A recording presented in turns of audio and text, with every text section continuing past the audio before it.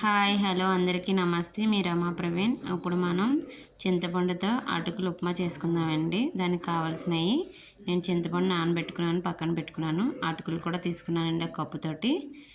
నేను కొంచెం శుభ్రం చేసుకొని పక్కన పెట్టుకున్నాను.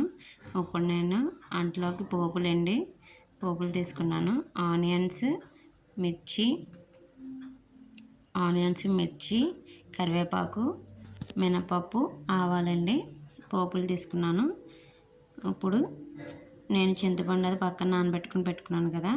ఈలోగా స్టవ్ మీద పెనం పెట్టుకొని ఆయిల్ వేసుకుందామండి. కొంచెం పెనం కాలింది.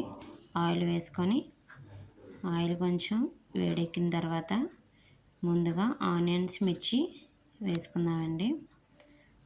ఆయిల్ వేడెక్కిందండి.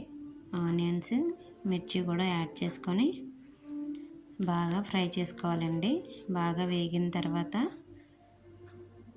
బాగా స్లో మీడియంలో పెట్టి బాగా వేపాలండి.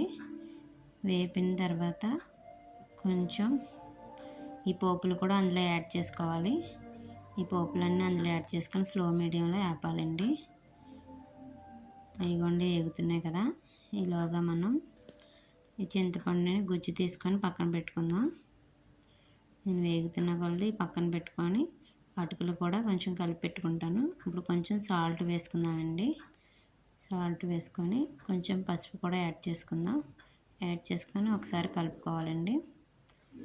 బాగా కలుపుకొని ఇప్పుడు మనం అదిగోండి బాగా వేగింది. చింతపండు ఇలాగా చిక్కగానే గుజ్జు తీసుకోవాలండి. ఎందుకంటే పలుచగా తీసుకుంటే అటుకులు అన్నది ముద్దయిపోతాయండి. అందుకే మనం ఇలాగా చిక్కగా పులిహోర గ్రేవీ లాగా తీసుకోవాలండి. ఇలా దగ్గరగా ఉడికిన తర్వాత ఇప్పుడు మనం ఇది ఉడికేలోపు అటుకులు అన్నది శుభ్రంగా వాటర్లో వేసి బాగా 2 times కడగాలండి.